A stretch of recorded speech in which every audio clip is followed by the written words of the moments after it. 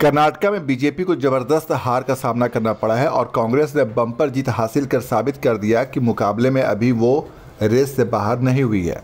जी हां दोस्तों, कर्नाटका में मिली हार के बाद बीजेपी लगता है कि बौखला गई है। दरअसल ये ऐसा इसलिए कहा जा रहा है कि अभी सोशल मीडिया पर एक वीडियो ज़बरदस्त ट्रेंड हो रहा है जिसमें अमित मालवीय अपना आपा खोल देते हैं और वो राजदीप सरदेसाई को जमकर खरी खोटी सुनाते हैं।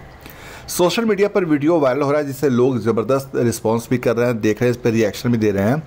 बीजेपी की आईटी सेल के प्रमुख हैं अमित मालवीय।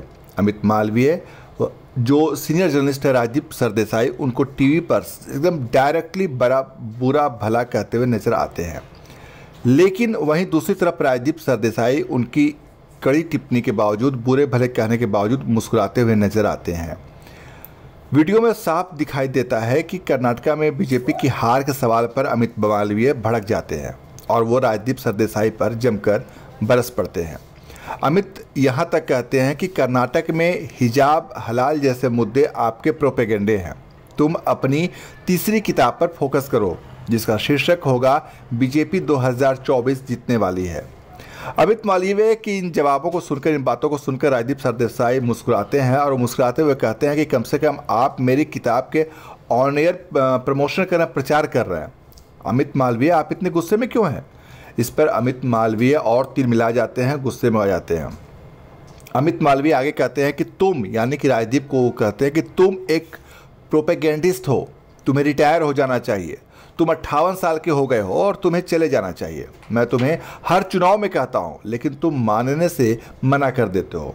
तुम सोनिया गांधी के सामने जाओ और राज्यसभा की सीट के लिए उनसे डिमांड करो जो तुम कांग्रेस के लिए सर्विसेज दे रहे हो।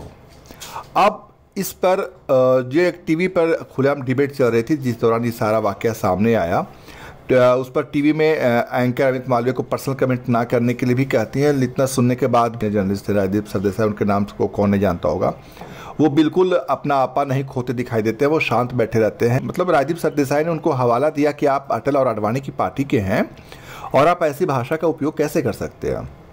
व्यक्तिगत भड़ास निकालने के लिए इतना नीचे मत जाइए, पार्टी को इतना नीचे, यानी बीजेपी को इतना नीचे मत गिराइए।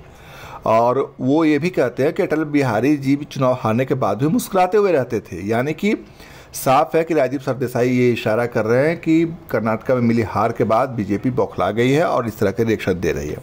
अब अमित मालवीय और राजदीप सरदेसाई के बीच का यह जो वीडियो है सोशल मीडिया पर जमकर वायरल हो रहा है।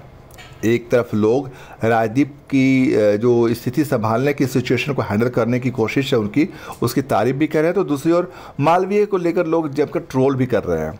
इतना ही नहीं, इस बीच में मैसूर पाक का भी आया जहां पर जो राजदीप सरदेसाई अमित मालवीय को मैसूर पाक का पैकेट भिजवाने की बात भी कहते हैं।